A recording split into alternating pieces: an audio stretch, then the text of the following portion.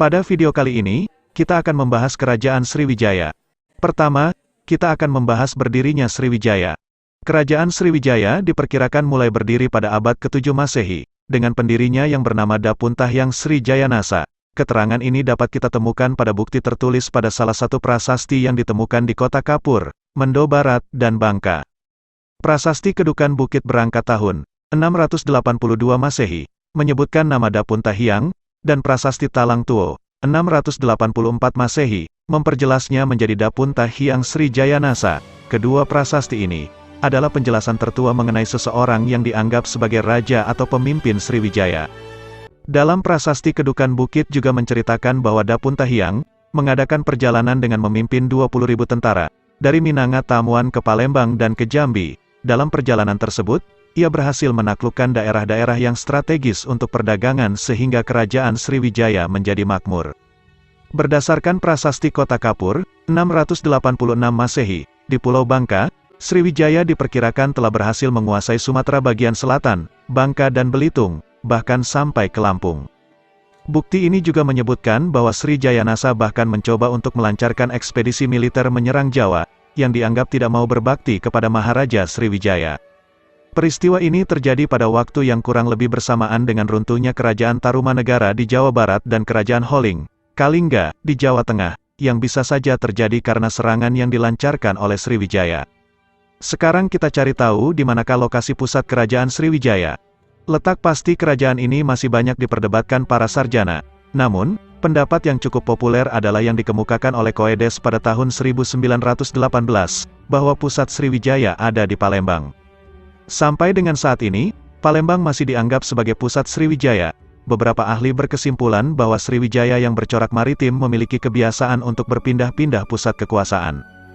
Oleh sebab itulah para ahli ada pula yang menyimpulkan bahwa Sriwijaya berpusat di Kedah, kemudian Muara Takus, hingga menyebut Jambi. Secara arkeologis Jambi sangat memungkinkan menjadi lokasi pusat kerajaan Sriwijaya, dengan ditemukannya komplek percandian di Muaro Jambi, sedangkan di Palembang tidak ada peninggalan berupa bangunan monumental seperti candi, yang dibangun oleh pemerintah Raja Sriwijaya. Sebagian para ahli dan arkeolog meyakini pusat kerajaan Sriwijaya ada di Jambi. Inilah raja-raja yang pernah berkuasa pada kerajaan Sriwijaya. Sebagaimana yang disampaikan sebelumnya, bahwa struktur genealogis Raja-Raja Sriwijaya banyak terputus dan tidak didukung oleh bukti-bukti yang kuat. Sedikit sekali sumber tertulis yang menerangkan tentang silsilah Raja Sriwijaya. Berikut ini adalah nama-nama Raja Kerajaan Sriwijaya yang sedikit banyak disepakati oleh para ahli setelah masa kekuasaan Dapuntahyang Sri Jayanasa. Sri Indrawarman, Raja Daranindra, Raja Samaratungga. Rakai Pikatan, Balaputradewa, Sri Udayaditya Warman. Sri Culamani Warman atau Cudamani Warmadewa, Sri Marawijaya Tunggawarman. Dan Sri Sanggramawijaya Tunggawarman, Raja Balaputradewa dianggap sebagai raja yang membawa Sriwijaya ke puncak kegemilangannya pada abad ke-8 dan 9. Namun pada dasarnya, kerajaan ini mengalami masa kekuasaan yang gemilang sampai ke generasi Sri Marawijaya.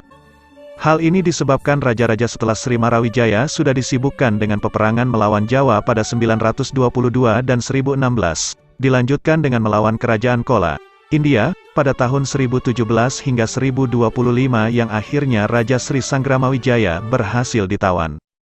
Pada masa kekuasaan Balaputradewa sampai dengan Sri Marawijaya, Kerajaan Sriwijaya menguasai Selat Malaka yang merupakan jalur utama perdagangan antara India dan Cina.